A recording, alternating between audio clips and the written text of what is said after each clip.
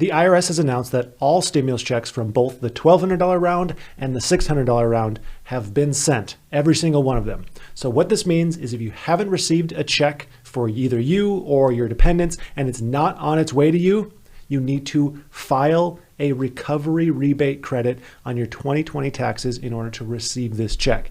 Even if you don't usually need to file taxes, even if you've never filed for taxes before. And this also applies if you received a check, but it was an incorrect amount. Maybe your income was calculated incorrectly, you are missing a dependent payment, or you had a child in 2020. This is the video for you. So let's walk through how to file for this credit, how to calculate the credit, and some frequently asked questions about this recovery credit because it's frankly overcomplicated.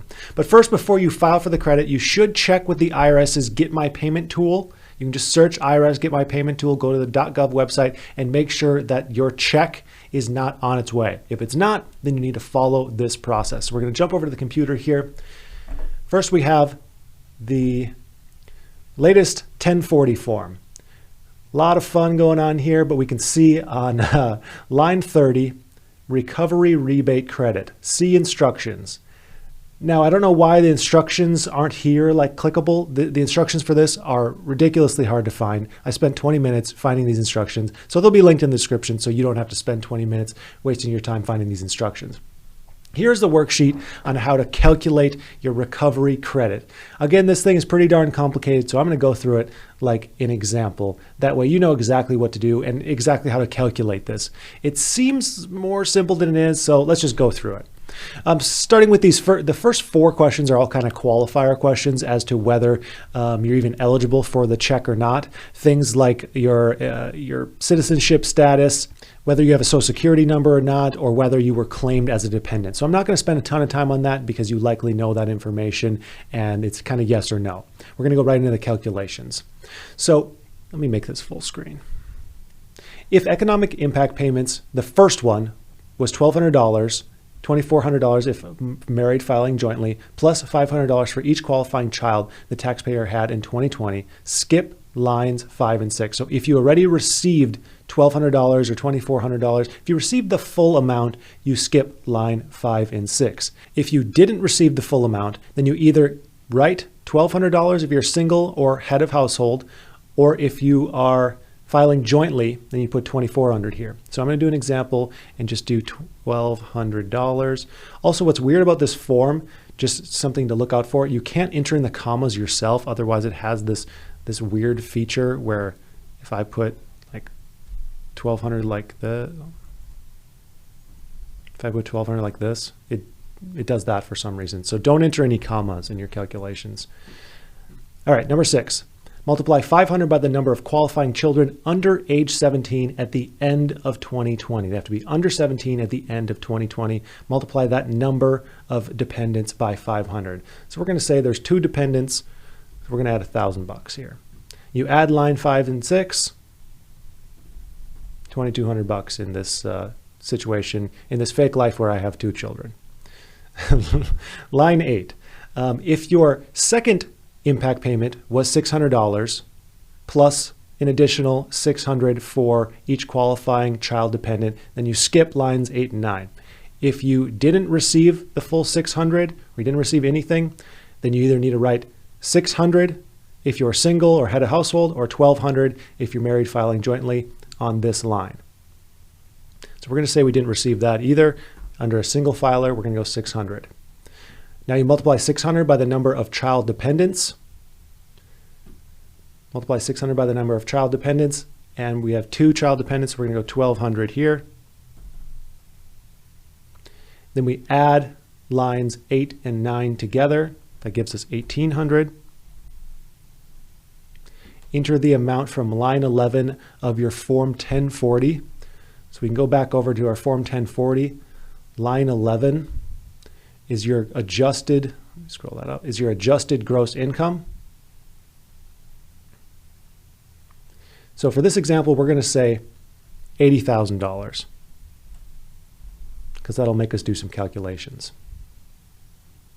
Now you enter in the amount based on your filing status. So I'm doing this example as a single member. So I'm going to put in 75,000 here. Again, don't put any commas. Is the amount on line 11 more than the amount on line 12? In this example, yes, it is. So we subtract line 11 from line 12. We put 5,000 here. Now I'm kind of in the way, so let me move myself up top. There we go. I'm real tiny, but that's okay. And then number 14, multiply line 13 by 5%. So we're going to bust out a calculator. So we got line 13 here, 5,000 times 5%. We get 250. So we put 250 here. Number 15, subtract line 14 from line 7. So we got line 14 here, line 7 up here. So we're going to go 2,200 minus 250 is 1,950. There we go. Number 16, enter the amount, if any, of your first stimulus check that was issued. In this example, we're saying we didn't receive any. Subtract line 16 from line 15. So subtract this from this, it's 0, so there we go. 18, subtract line 14 from line 10. Line 14, 250 from line 10, which is our second stimulus check. So we're going to go 1,800 minus 250, which is 1,550. Enter that in. Enter the amount of the second stimulus check that you received. In this example, we're saying 0. Of course, that changes based on your individual situation. Subtract line 19 from line 18. Again, there's nothing to subtract, so we're just going 1,500. 1,550, that is. Then we add line 17 and line 20. This one plus this one. So we go 1,550 plus 1,950. And we get 3,500. And then you use that number for the calculation of line 30 of your 1044. Now this process may be more automatic depending on your tax preparer, but at least you understand how this worksheet works. Okay, now let's go over to the frequently asked questions because there's some really interesting stuff to cover there. This was a good one. I used the non-filers enter payment info here tool last year and don't usually file a tax return. What should I do to claim the stimulus check that you didn't receive or the portion of the stimulus check you didn't receive? If you are eligible to receive that, you need to file a 2020 tax return. I'm sorry if you haven't ever filed one before. It's just how this system works because it's a recovery credit on a tax return. I do not have a filing requirement, but I think I qualify for more than I received. Again, you have to file for your 2020 tax return. What information do I need to provide to claim the recovery rebate credit? Of course, there's a lot of information, but if you showed any income at all, you need to also report that, even if you don't typically file taxes, even if it's an amount that wouldn't even make you pay any taxes, you'll have to file a correct tax form. We have some more frequently asked questions here. How do I figure the credit? We just did that. Will the IRS figure the credit for me on my 2020 tax return? What happens if I claim an incorrect amount? Now this one's a little bit ridiculous to me because the answer to this is if you calculate it incorrectly, they will correct it for you. So they're kind of like, yeah, figure out this complicated worksheet, but if you get it wrong, we know the right answer anyways. So there you go. So don't worry too much about calculating incorrectly because they will correct it. The only downside to calculating incorrectly is it will likely cause some delays with your tax return. So that's just one thing to consider. Am I required to complete the worksheet? It says there's no need to complete the worksheet, but it's kind of confusing if you don't, frankly. What if you need to file an extension? You can still claim that recovery credit if you need to file an extension on your tax return. A deceased spouse, how do I complete the recovery rebate credit worksheet if I received a joint impact payment with my spouse who died before January 1st?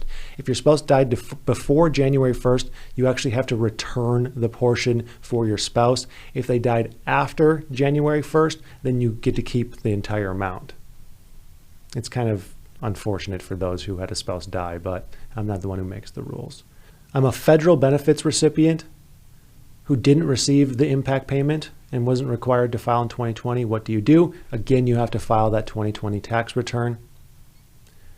Do I have to report my economic impact payment as income? No, and you don't pay taxes on it. Oh, and another thing that I saw that I wanted to bring up about this worksheet that's a little confusing, frankly. It says if line 16 is more than line 15, the taxpayer does not have to pay back the difference. To me, this would say, if the opposite was true, you would have to pay back the difference of your stimulus check.